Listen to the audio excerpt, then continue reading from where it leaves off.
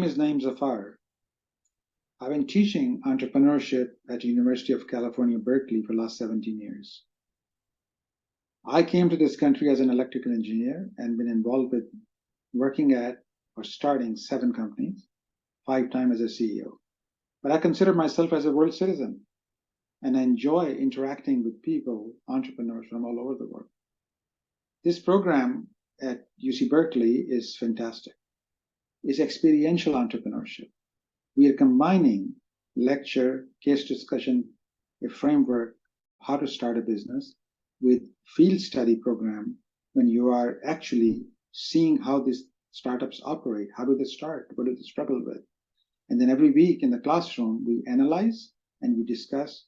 Your final exam is a presentation to a panel of investors of an idea which you picked, and working in the teams of 3 and 4 will convert that idea into a fundable startup. I've taught this course for 10 years. It's life-changing. And I encourage you to apply, and together on this journey in the heart of Silicon Valley, you'll find that to be most rewarding.